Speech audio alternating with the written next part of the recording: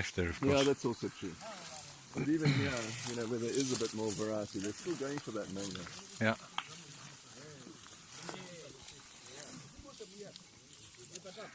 No, so this is a useful tool, and it's a regenerative tool. It'll just get better and better. Yeah. If you ask Ben, there was a lot of bare ground here 3 years ago. Benjamin, how much bare ground did you have in a place like this 3 years ago? Yeah, it's a lot. Huh? This is actually quite new that we have a bit of growth on this. This was bare for quite a long time. Huh? So Nelson, in your area where you've got a lot of bare ground, Yes, sir. this system will bring it back. It's the only system which will bring it back. For sure, sir. There's This no is other just way. the beginning now. This is the first, Yeah. So that's also one of the methods. The night crawl we often also use to Put it deliberately on the bare ground. exactly, Yeah. especially in the rainy season. Yeah. In the dry season, we tend to put them more on better ground because we want them not to lose too much weight and eat at night as well. But in the rainy season, we take advantage because they have good lush green everywhere. We put them on areas which are not very good. And then next year you've got just a bit more growth. Just the start, yeah. And with more grass now, when the rain comes, a get lot more more of the rain will go in the soil rather than running off. So the whole catchment will benefit in time. Some of these streams started to flow better already. We've already this little water here. It wasn't usually, the main water was usually from this side, but it's going higher and higher. Where the stream now starts to flow actually above the normal. Although we have a very bad. Do you think this stream will keep the water up to September, October, summer? This stream will.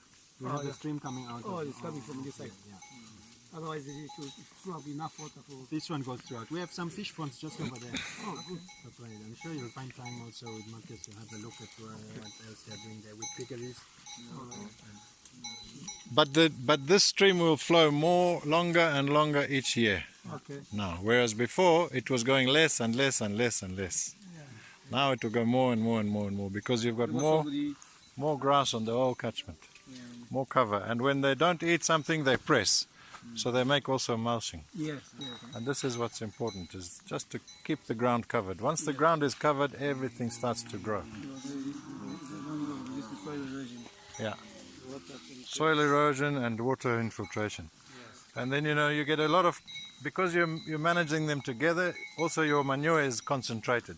Yes. It's not spreading like when you're grazing one, your manure is spread out.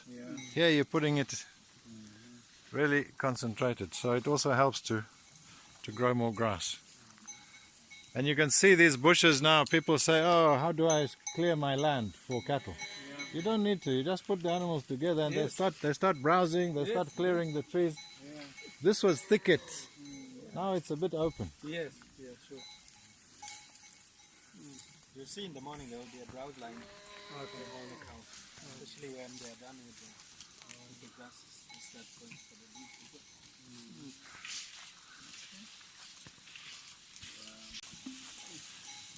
the One of the other benefits you see with a high density herding like this is you get a group energy. They're almost competing for grass, so they're going around looking for grass. They're eating much faster, much more, and that's also what helps to keep their body condition much better than sedentary grazing. Sedentary grazing, by now they'll be sitting down and chewing the cud, but these guys are competing to get the last bit of nutrient out of this crawl, and they just, in a day they'll eat much more, and so they stay in very good body condition. The group effect.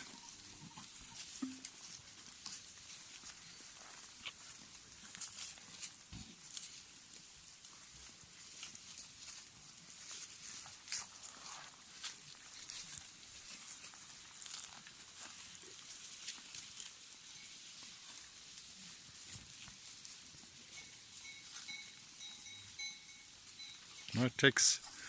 These animals haven't been dipped. They've been dipped once in 7 months. And that was just because the manager was going away and he wanted to make sure. But there's really no ticks here.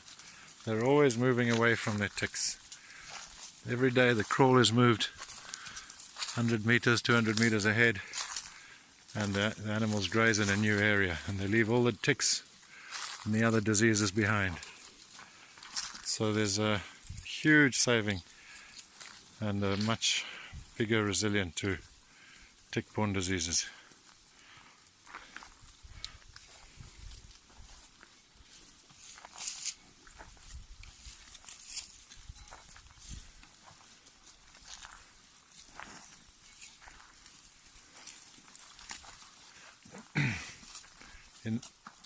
There's no lions here, so they can use just a fence. If you're in a lion area, you may have to use a tent. If the lions can't see the cattle at night, they generally won't come into the kraal. So in lion areas, people use a blank PVC tent system to make the kraal. All of this can be wrapped up and moved by one man in a day with all the camp. There's seven herders, generally 2 off, and generally 5 on the herd every day. And one man carries the camp and the kraal further up. Some animals don't like being in the kraal until the fence goes on. They're outside for now, enjoying tomorrow's grazing.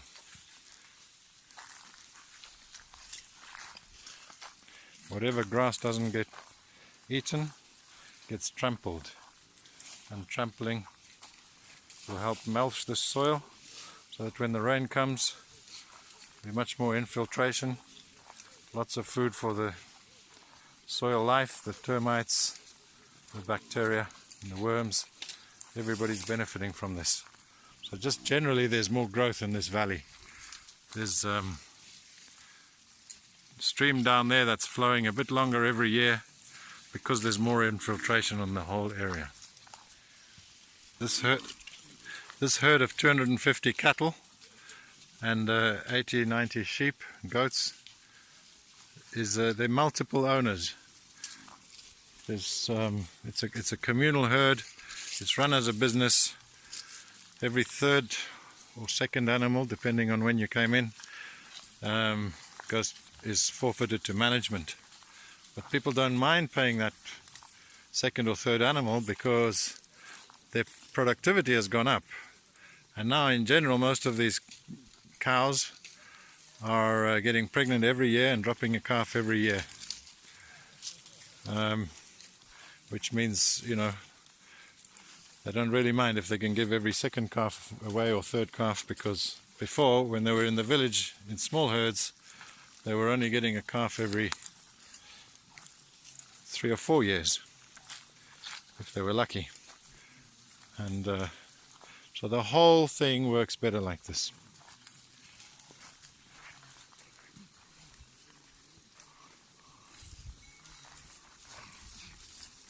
So this is the night kraal in Mpantsha, Rufunsa district, where most people have put their animals into one kraal. And we've got a group of people from Southern Province, from Kariba and Siachitema, Kalomo, Choma, to come and have a learn and see what we can, how they can copy this and make this work for them.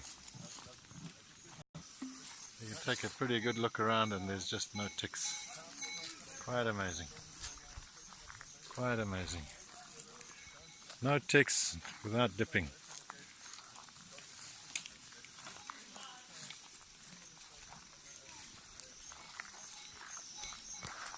Nice quiet animals, they're herded every day, and everybody's getting used to it now. They know where to go, they know the story, so there's very little stress in handling these animals.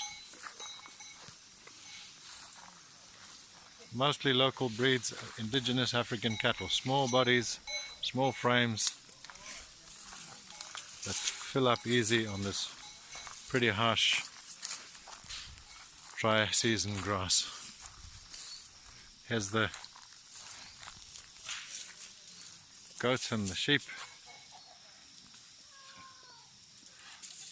They work well together. Separate them at night because they'll jump out of this 4-band wire. They've got an electric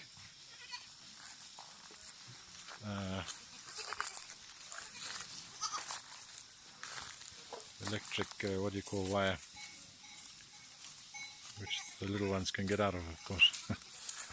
But not when the power comes on, then they won't.